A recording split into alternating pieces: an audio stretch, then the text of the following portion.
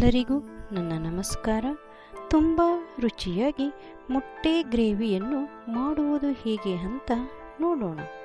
ನಾನು ಮೋನು ನಂದು ವಾಲ್ಸ್ಗೆ ಸ್ವಾಗತ.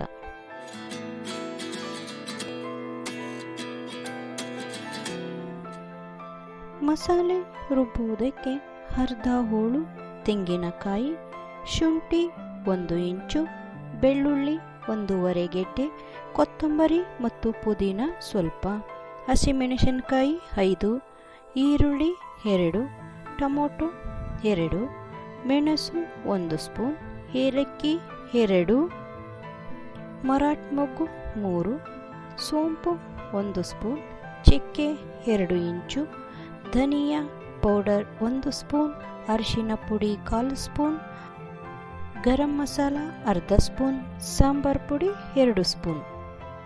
ಒಗ್ಗರಣೆ ಮಾಡಿಕೊಳ್ಳಲು ಕ್ಯಾಪ್ಸಿಕಮ್ 1, ಈರುಳ್ಳಿ 1, ಪಲಾವ್ ಎಲೆ. ಮಸಾಲೆಯನ್ನು ಮಿಕ್ಸಿಯಲ್ಲಿ ರುಬ್ಬಿ ಇಟ್ಟುಕೊಳ್ಳಿ. ನಂತರ ಒಂದು ಪಾತ್ರೆಯನ್ನು ಇಟ್ಟು 3 ಸ್ಪೂನ್ ಎಣ್ಣೆ ಹಾಕಿ. ಎಣ್ಣೆ ಬಿಸಿಯಾದ ನಂತರ ಪಲಾವ್ ಎಲೆ ಮತ್ತು ಈರುಳ್ಳಿ ಹಾಕಿ ಕ್ಯಾಪ್ಸಿಕಮ್ ಸೇರಿಸಿ ಫ್ರೈ ಮಾಡಿ. ಸ್ವಲ್ಪ ಫ್ರೈ ಆದ ನಂತರ ಇದಕ್ಕೆ ರುಬ್ಬಿದ ಮಸಾಲೆಯನ್ನು ಸೇರಿಸಿ. ರುಚಿಗೆ ತಕ್ಕಷ್ಟು ಉಪ್ಪನ್ನು ಸೇರಿಸಿ.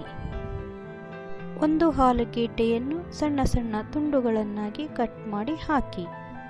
ಮಸಾಲೆ ಹಸಿ ವಾಸನೆ ಹೋದ ನಂತರ ಇದಕ್ಕೆ ನೀರನ್ನು ಹಾಕಿ ಬೇಯಿಸಿ. ನೀರನ್ನು ತುಂಬ ಜಾಸ್ತಿ ಹಾಕಬೇಡಿ. ಗ್ರೇವಿ ತುಂಬ ತೆಳ್ಳಗೆ ಅಥವಾ ಗಟ್ಟಿಯಾಗಿ ಮಾಡಬೇಡಿ. ಈ ಹದಕ್ಕೆ ಇರಲಿ. ಆಲೂಗೆಡ್ಡೆ ಬೆಂದ ನಂತರ ಸ್ಟೌವನ್ನು ಸಿಮ್ನಲ್ಲಿ ಇಡಿ.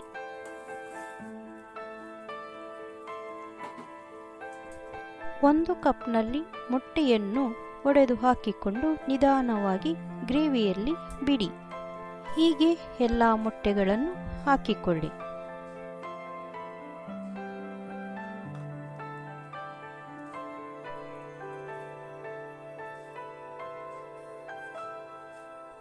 ಮೊಟ್ಟೆ ಹಾಕಿದ ತಕ್ಷಣ ಕಲಕಬೇಡಿ.